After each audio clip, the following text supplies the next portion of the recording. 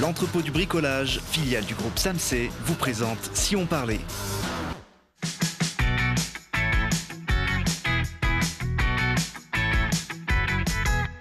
Parce que c'est important de regarder aussi ce qui se passe près de chez nous. Télé Grenoble vous donne rendez-vous tous les jours du lundi au vendredi à 19h15, 20h15 et 23h15. Aujourd'hui, on va écouter les nouvelles revendications du syndicat des ukulélés. Découvrir un élevage plutôt inattendu en Isère et filer à 300 km/h avec les premières motardes à terminer les 24 heures du Mans. Et pour parler de ces sujets, je reçois un couple à la scène, Valérie Liattard et Erwan Flagel. Bonjour à tous les deux. Bonjour. Vous faites partie du BUS. Le BUS, c'est le Big Ukulélé Syndicate. En face de vous, un éleveur de bisons. Bonjour Lilian Rochas. Bonjour. C'est assez insolite, mais vous êtes basé dans le Vercors et vous ouvrez les portes de votre exploitation dans quelques jours. Et puis à côté de vous, une championne, Muriel Simor. Bonjour Muriel. Bonjour. Vous êtes venu avec votre outil de travail, en tout cas de protection, un casque, puisque vous êtes pilote de moto. Vous êtes à la tête de la première équipe féminine à avoir terminé les 24 heures du Mans. Dans cet univers très masculin des sports mécaniques et de la moto, vous faites figure un peu de précurseur. Oui, tout à fait. Il n'y a jamais eu d'équipe 100% féminine à avoir participé aux 24 heures du Mans. Alors, pris le départ déjà. Elle vient d'où cette passion pour la moto? Les garçons ne se posent jamais la question, les filles, ça étonne plus. En fait, on ne sait pas. Moi, je ne sais pas d'où ça vient. J'ai toujours eu cette passion-là. J'ai toujours eu la passion de la moto. Et quand j'ai eu l'occasion de faire du circuit et de faire de la vitesse, forcément, j'ai foncé dedans.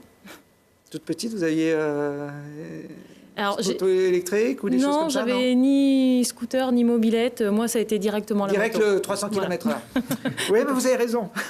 Des fois, il faut y aller cash comme ça. D'ailleurs, quand vous n'êtes pas sur les circuits à vous entraîner, vous travaillez dans le milieu de la moto. Tout à fait, oui. Je travaille dans une concession moto à Grenoble. Bon, Yamaha, c'est votre Yamaha, sponsor. Ouais. On ne peut pas le rater aujourd'hui.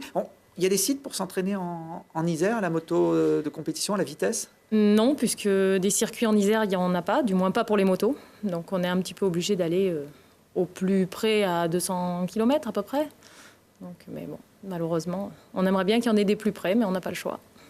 Alors pour pouvoir exercer votre passion, vous avez créé il y a quelques années une équipe, le Girls Racing Team, une équipe 100% féminine. Ça a été facile de trouver d'autres pilotes comme vous, femmes et passionnés de moto? Facile, oui ou non. Donc il y en a qui ont tout de suite répondu présentes parce qu'elles étaient très motivées, elles avaient vraiment envie de faire ça avec moi. Enfin, dans une équipe en général, faire des 24 heures.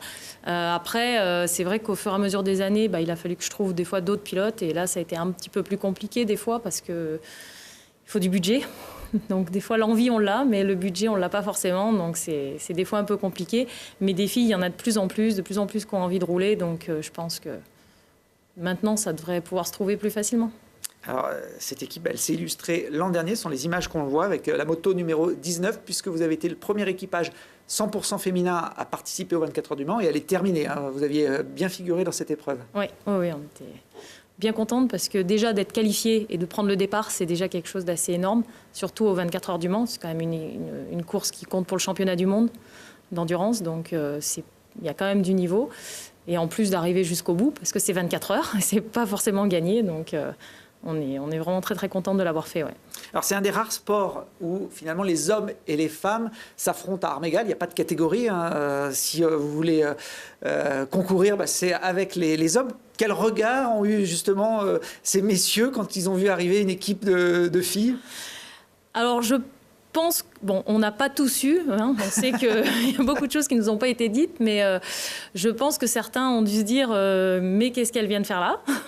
Elles ont pas leur place. Maintenant, on a fait la course, on a été là, on a été qualifiés et on n'était pas dernière à prendre le départ. Donc je pense qu'après, à partir du moment où on a pu participer à faire la course, je pense qu'il y en a beaucoup qui ont changé d'état d'esprit de toute façon. Et maintenant, on sait qu'on est, on nous attend, on sait qu'on est là et on est les bienvenus maintenant. Bon. Puis sous le casque, on ne reconnaît pas forcément si c'est un homme ou une femme. Si, il y a des petits détails quand même. Si. Le pilotage n'est pas tout à fait le même. Moins bourrin peut-être. Enfin bon, on va pas épiloguer sur la technique. Vous étiez encore au départ cette année il y a quelques jours de l'édition 2018 des 24 heures du Mans. Alors c'est une course mythique qui, paradoxalement, on le voit sur ces images, commence à pied. Hein. Oui, tout à fait. En courant. C'est un départ type Le Mans, on appelle ça comme ça. Donc les coureurs sont en face à pied et ils courent vers leur moto et ils sautent sur leur moto et ils démarrent. C'est votre coéquipière qui a pris le départ. C'est une course d'endurance où il peut se passer beaucoup de choses, hein, des pannes, des chutes aussi. On va en voir une là dans ce virage, c'est pas vous. Hein. Non. Nous, on a eu la chance de ne pas avoir eu de chute pendant la course, donc c'était parfait. Qu'est-ce qui est le plus important à gérer sur une compétition comme ça ? Justement, il ne faut pas chuter. Parce qu'une chute engendre après peut-être d'autres pannes, peut-être d'autres problèmes ou des blessures. Et donc, ça peut créer, des fois même une toute petite chute peut créer de gros soucis derrière.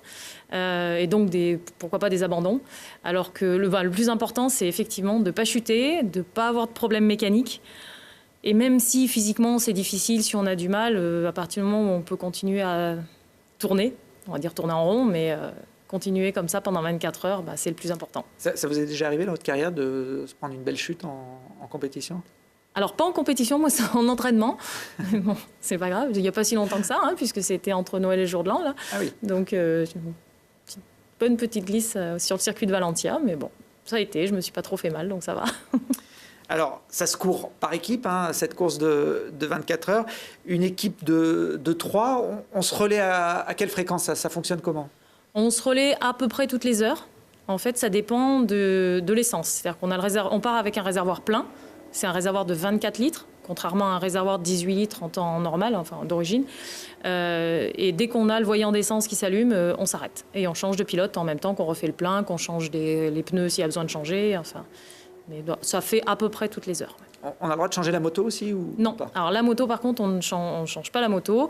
On a le droit de changer beaucoup de choses sur la moto pendant la course. Les pneus, les plaquettes de frein, même s'il y a une chute, il y a beaucoup de choses qu'on peut changer. Les deux seules choses qu'on n'a absolument pas le droit de changer, c'est le moteur et le cadre. Donc ça, il ne faut pas y toucher. Alors c'est une course d'endurance, mais ça va aussi très vite. Hein. Il y a des pointes à quoi 250, 300 km/h on est au 300, ouais, 300. Ouais. Ouais. Ça va vite. Oui, ça va très vite. Là, on voit le final. Finalement, tous les pilotes sont contents. Hein. C'est aussi un peu la magie des 24 heures du Mans, qu'on soit premier, entre guillemets, ou dernier. On est content de finir déjà. Parce qu'une course de 24 heures, c'est pas forcément donné qu'on va la finir. Enfin, on ne sait pas si on va la finir. Et donc, déjà, d'être là à l'arrivée, c'est juste extraordinaire. Bon, vous avez terminé, je crois, 32e sur 60 concurrents sur cette édition. Départ, ouais. Donc, c'est plutôt une belle performance. Vous savez combien vous avez fait de kilomètres ? Alors, vous allez peut-être m'aider à calculer, parce que je n'ai pas fait le calcul. On a fait 781 tours, et le tour fait à peu près 4 km 2. Erwan 780 x 4,2 de tête, comme ça. Laissez-moi 5 minutes. Bon. Alors, j'ai quelqu'un en régie qui est un peu plus rapide. 3000. Alors, combien Mathias, il me le dit dans l'oreillette ? 3280. On vérifiera, mais je lui fais confiance. Ça, ouais. Plus de 3000 km en tout cas. Vous le disiez, c'est une course où on se relaie, mais c'est aussi une course d'équipe en dehors de la moto. Et il y a beaucoup de monde autour de vous pendant une épreuve comme celle-là. Oui, on est à peu près 30 personnes. Donc, entre eux, les mécaniciens, les pilotes, les panneauteurs, donc ceux qui nous affichent dans la cabine de chronométrage le temps autour, hein, qui nous font passer les messages s'il y a besoin, etc. On a toujours besoin d'avoir aussi une relation avec l'équipe, hein, sinon on se sent tout seul sur la moto. Le kiné, là on voit effectivement qu'on en a besoin, parce qu'entre chaque relais, on a besoin aussi de se détendre, et donc d'être massé, ça c'est hyper important. Le cuisinier, ça c'est une tâche ingrate parce qu'il n'a pas vraiment le temps de voir la course, mais par contre c'est très très important sur une course de 24 heures. Il faut savoir qu'on est là-bas une semaine, et donc si on mange mal pendant une semaine, on ne peut pas être bien au moment de la course. Ça a un impact sur la compétition. Bon, vous dormez là pendant les 24 heures, on vous voit dans un moment un peu calme là. Oui, alors moi j'ai tendance à dormir par phase des petites demi-heures. Il y en a qui ne dorment pas du tout. Il y a des pilotes qui n'arrivent pas à dormir, qui se reposent, mais qui ne dorment pas. Moi, j'ai tendance à dormir. Après, c'est vraiment personnel tout ça, après. Ouais. Bon, ce sont des images issues d'un reportage de confrères de France 3, Tout le sport, qui vous ont mis un peu à l'honneur. C'est vrai qu'une équipe féminine, ça court pas les rues, vous l'avez dit, vous étiez les premières l'an dernier et également cette saison. Ça vous aide aussi à trouver des budgets Oui, bien sûr, parce que malgré tout, on est médiatisé, on parle de nous, donc forcément, y a beaucoup de gens qui nous suivent, il y a beaucoup de gens qui nous aident d'ailleurs, et oui, ça, c'est sûr que oui, ça nous aide beaucoup. Ouais. Le prochain objectif, vous l'avez déjà en tête ? On n'a pas tendance à aller trop vite dans les objectifs. C'est sûr que si on peut enchaîner sur un bol d'or ou quelque chose comme ça derrière, on le fera. Pour l'instant, on revient juste du Mans, donc vous savourez, vous avez bien raison. On savoure, voilà. cette belle expérience. Vous parliez de l'importance de la cuisine. Est-ce que vous avez mangé du bison, par exemple, pendant cette semaine Non, d'effort, il ne nous a pas fait du bison. Alors, moi, je suis désolée, j'aurais du mal à en manger parce que je ne mange pas de viande, mais non, il ne nous a pas préparé de bison, non. Bon, alors, ce n'est pas Lilian qui va pouvoir vous convertir si vous ne mangez pas de viande. Vous faites partie, Lilian, d'une famille d'éleveurs du Vercors. Je crois que c'est un peu une tradition dans votre famille. Oui, tout à fait, oui. De génération en génération, on garde une ferme. Alors, jusqu'à votre arrivée, on va dire que c'était plutôt les vaches. Oui, tout à fait, les blondes d'Aquitaine, c'est ça Tout à fait, oui. Qui s'élève bien, effectivement, sur le Vercors. On l'élève pour le lait pour la viande. Pour la viande. Ouais, pour la viande, ouais. Et puis, donc, il y a 2 ans, vous êtes lancé dans l'élevage de bisons. Alors, ça peut paraître très surprenant. Fin 2016, oui. C'est quoi? C'était un clin d'œil à nos voisins d'Amérique Non, c'est un stage que j'ai fait en 1998 dans les monts de la Madeleine qui m'a beaucoup plu. Et donc, je me suis toujours dit, un jour, j'aurai des bisons. Et puis, à force de potasser le projet, en 2016, on est arrivé à avoir nos bêtes, quoi. Alors c'est vrai que le plateau du Vercors ressemble pas énormément aux grandes plaines américaines. Il y a quand même des espaces. Il y a du plat quand même, bien sûr. Oui. Là, c'est le bison américain des plaines, donc ils peuvent rester tout l'été en plein soleil dans le champ. Il n'y a aucun problème, quoi. Ah, vous êtes basé sur c'est les images qu'on voit là, entre Autran et Méaudre. Entre Autran et Méaudre, c'est un plateau. C'est un grand plateau. Aujourd'hui, vous avez combien de bêtes? Alors là, j'en ai 21. Et normalement, on devrait avoir 10 naissances. On a 10 mères qui devraient faire le petit cette année. C'est un élevage qui est bien adapté, une bête qui est bien adaptée à nos montagnes? Oui, bien sûr, oui, c'est une bête qui est bien adaptée parce qu'elle aime bien le contraste entre la chaleur et puis le froid. Donc nous, le plateau du Vercors, c'est tip-top. Hein. On a de la chaleur l'été et puis du froid l'hiver. Donc ils aiment bien ce contraste-là. Alors, il y a un autre élevage de bisons en Isère, dans le Bourdoisan, aussi au cœur des montagnes. Ça s'élève comment, un bison? Comme les vaches? Ça s'élève, en fait, le bison, c'est un bovidé, hein, c'est un bovidé sauvage. Donc ça s'élève comme une vache, ça reste quand même sauvage. On ne peut pas aller le caresser, on ne peut pas aller lui gratter la tête. Ouais. Là, maintenant, ils commencent à me connaître, ils connaissent ma voix. Je m'approche à 4-5 mètres des bêtes, quoi, tout en restant à côté d'une barrière ou d'un grillage. Ouais, ça peut être dangereux, on voit, c'est quand même des gros. C'est bêtes. Dangereux, oui, c'est dangereux parce que c'est un animal sauvage, mais après, si on l'embête pas, il n'y a pas de raison qu'il charge. S'il se sent agressé, il va charger. Bon, vous êtes peut-être le seul éleveur du plateau du Vercors à ne pas avoir peur des attaques de loups, finalement. Eh bien, si, sur les bisonneaux, oui. Bien sûr, sur les petits bisons, ouais. Ça. En fait, on a quand même moins d'attaques parce que le bison, ça se met en paquet. Ça met du plus petit au plus faible à l'intérieur et les plus dominants à l'extérieur. Alors que la vache, elle a tendance à tourner en rond. Et puis le loup, il attrape le dernier qui est derrière. Alors que le bison, ça tourne pas en rond, hein, ça se met vraiment en paquet. Et donc, il y a les gros à l'extérieur qui protègent le noyau, quoi. Alors, ces bisons, vous les élevez pour faire pour la viande. Oui. Évidemment, c'est vous-même qui gérez tout, hein, l'abattage, voilà, tout la à fait. fabrication. Nous, on abat sur le corps de ferme. On a une dérogation de la DSV, donc on abat sur l'exploitation. C'est facile à abattre un bison? Ça m'est jamais arrivé. Mais à la carabine. Moi, j'y arrive avec les araignées. Il faut un bon chasseur. Enfin, c'est pas moi qui tire, hein, parce que moi, je serais capable de lui casser un genou, mais c'est tout, quoi. Ah, vous les abattez à la carabine? Ouais, on les abat à la carabine, ouais. Ouais, sur le terrain. En fait, on procède comme ça parce que déjà, c'est pour le bien-être animal, tout simplement. Il n'a pas le temps de voir qui part de l'exploitation, quoi. Et alors, qu'est-ce qu'on en fait de ce bison? C'est quoi les spécialités de la maison? Le bison, c'est de la viande fraîche, hein, donc tous les morceaux comme le bœuf. Et puis, nous, on fait du saucisson. Et puis, d'ici 1 an, on fera de la terrine aussi. Et vous vendez ça à qui? Au grand public, On à des vend restaurateurs? 90% de la viande à la ferme, on a le magasin. Et puis il y a un restaurant, le Grizzly à Méaude, là, qui nous en prend, qui en a mis à la carte chez lui, quoi. Et ça fonctionne? Ça fonctionne, oui. Après, il y a des restaurants, il y en a à Corançon aussi, le Palais Grillé, qui commence à nous en prendre. Donc petit à petit, ça commence à... Mais après, on ne peut pas non plus s'étaler, parce qu'on n'a pas beaucoup de bêtes, on attaque juste, hein. Donc on ne veut pas non plus faire de la pub, beaucoup de pub. Donc après, d'ici 5-6 ans, avec nos 60 bêtes, on pourra voilà, fournir beaucoup Et si plus. vous faites 10 petits par an, je ne sais pas quelle est la durée de vie d'un bison en élevage. Faut compter entre 25 et 30 ans. Ah, quand même. Ouais. Bah, en fait, ça, Vous les abattez qu'au bout de 25 ans? Non, les mâles, nous, on les abat à partir de 3 ans. D'accord. Mais après, une femelle qui fait les petits, elle peut faire un petit jusqu'à 25, 26 ans, sans problème, quoi.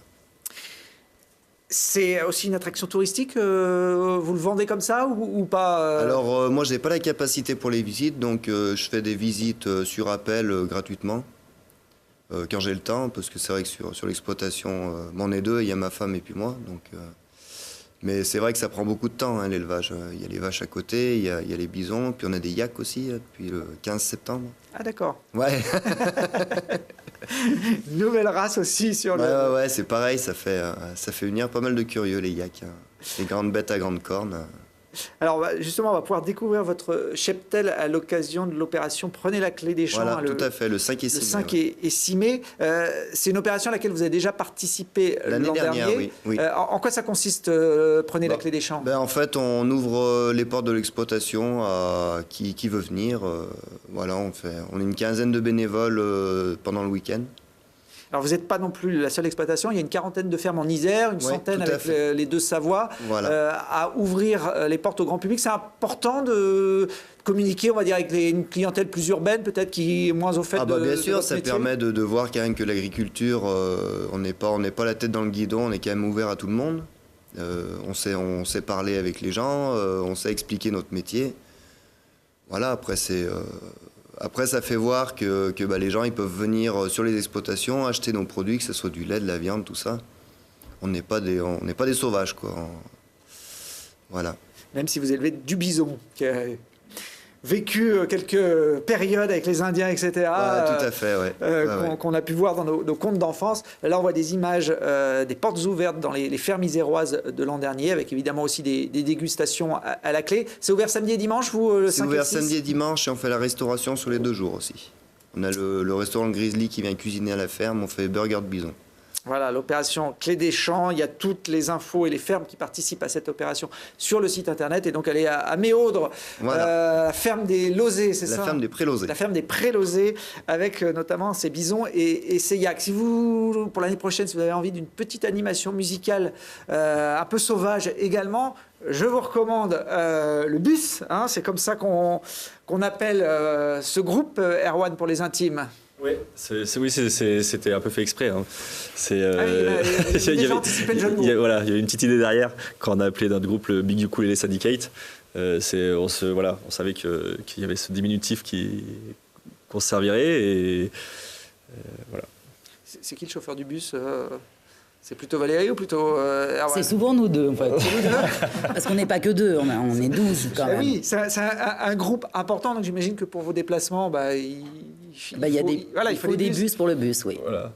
Alors ce groupe s'est construit autour d'un instrument que vous nous avez amené sur le plateau. Voilà, un petit instrument comme ça qui nous fait bien rire parce que c'est un petit instrument qui a que 4 cordes, qui a un petit peu, on dirait un peu un jouet. Ouais, quand on voit ça, on a l'impression que c'est un truc pour les gamins. Voilà, et du coup nous ça nous a amusé de créer un spectacle à partir de ça parce que en plus c'est un instrument qui n'était pas reconnu par le conservatoire, donc c'est comme si c'était pas un vrai instrument. Il n'a pas la noblesse d'un Stradivarius. Un violon à 4 cordes aussi. Mais voilà, du coup, notre idée, c'était de montrer que en fait, la musique, c'est rien, c'est taper dans ses mains, c'est chanter ensemble. Et c'est le collectif, le groupe qui... Oui, c'est pas l'instrument qui va faire la différence, mais plutôt voilà, les gens qui sont derrière. C'est le faire ensemble. Du coup, on est 12 ukulélistes. Du coup, forcément, ça crée quelque chose, ça crée de la polyrythmie, ça crée un univers. Et voilà, du coup, ça nous faisait rire d'utiliser un instrument pas très noble pour le côté un peu populaire et syndicaliste. Bah, on va les écouter justement, ces 12 ukulélistes, pour voir un petit peu l'univers musical du bus.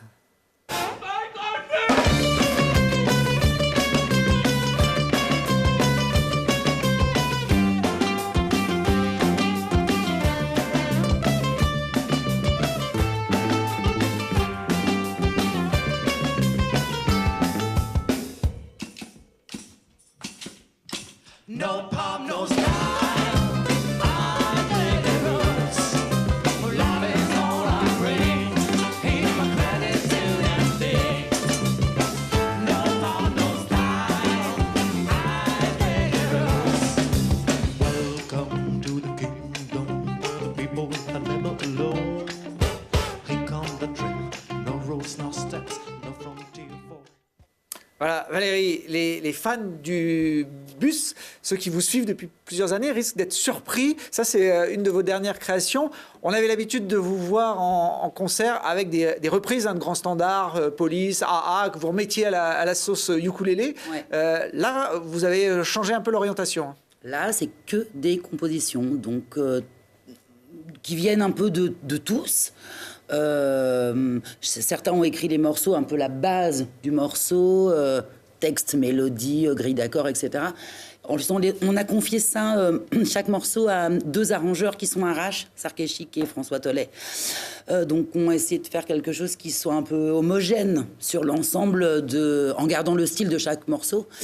Et puis après, on a tout remis dans le grand bain de nos répétitions et tous ensemble. Après, on crée l'objet final, en fait, le morceau final. Voilà. Et c'est vrai que jusque-là, on avait un spectacle de quasi 2 heures avec que des reprises, un bal un peu plus long avec aussi que des reprises, et que là, on a que des compos, quoi.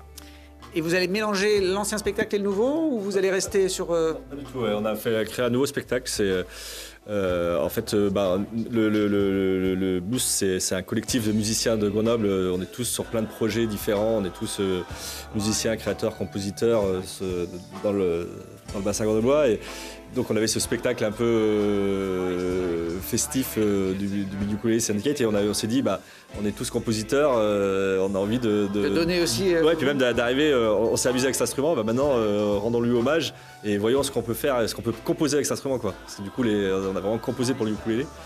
Et par contre, du coup, comme on n'est pas très respectueux, on n'a pas du tout respecté la musique traditionnelle hawaïenne, et du coup, on fait du post-rock. C'est vrai que ça vient des îles à la base, voilà. cet instrument. Donc c'est vrai que là, vous changez un peu les codes. Est-ce que ça reste festif avec Marc, on a vu votre alter ego au chant. Vous mettiez l'ambiance dans les balles, dans les concerts. Ça va rester quand même dans cette tonalité? Ça va rester festif, même si on est, je crois, plus concentré sur vraiment la musique, parce que c'est nos compositions, donc mais c'est un tout autre spectacle. C'est moins la gaudriole quand même que et en même temps il est aussi en ça reste avancement, donc il peut se passer plein de belles choses, il peut évoluer ça reste assez mis en scène, on raconte une histoire, oui. On a inventé une nouvelle histoire. En fait, l'idée aussi là, c'est mai 68, mai 2018, on joue notre première du spectacle en mai 2018, et comme on est des syndicalistes, c'était un peu un pied de nez, et du coup on a imaginé un spectacle, une utopie de création collective. Il y a plein de questionnements sur le monde du travail aujourd'hui, sur les différents types de réseaux, etc. Et bien, nous, on s'est dit, tiens, nous aussi, c'est une utopie de vouloir créer ensemble. D'habitude, on crée chacun de notre côté. Là, on va créer ensemble. Et voilà, c'est un peu, ce spectacle, c'est un peu notre utopie, notre rêve général. Eh ben, ce spectacle des syndicalistes ukulélistes grenoblois, il est à découvrir en avant-première. Hein. Ce sera le 3 mai au Théâtre Municipal. C'est la première fois que vous le proposez en public. C'est la première fois. Vous êtes en train de le fignoler. Et puis comme vous êtes hyper sympa, vous êtes venu nous donner un petit avant-goût en formation un peu réduite parce que notre studio est petit. Et on va se quitter donc avec parce que normalement on est 12 sur scène. Là, ouais. Voilà, ça sera donc là vont nous rejoindre François Tollet dont vous parliez, Florent Diarra et puis Marc qui viendra également apporter son timbre de voix. Merci à tous les 4. Et puis nous, on se retrouve demain pour d'autres aventures avec d'autres invités.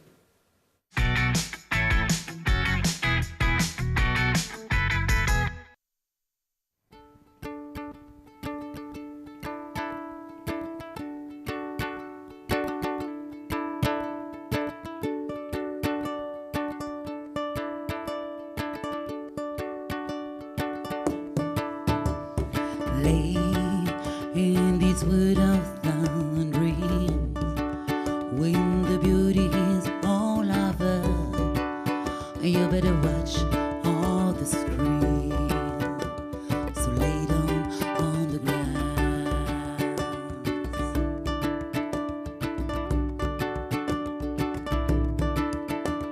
Stay when the beauty is all at all.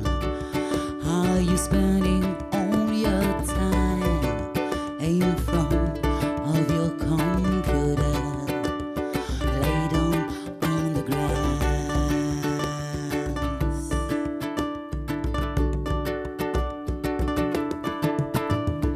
Just in front of you, the sun and its million of years. Lay down on the grass. Lay down on the grass. Lay down on the grass. Lay down on the grass. No TV, just reality. Play without any display. How can you be really happy in an unbelievable screenplay? There's no social life alone. There's no social life alone. There's no social life alone. There's no social life alone. There's no social life alone. There's no social life alone. There's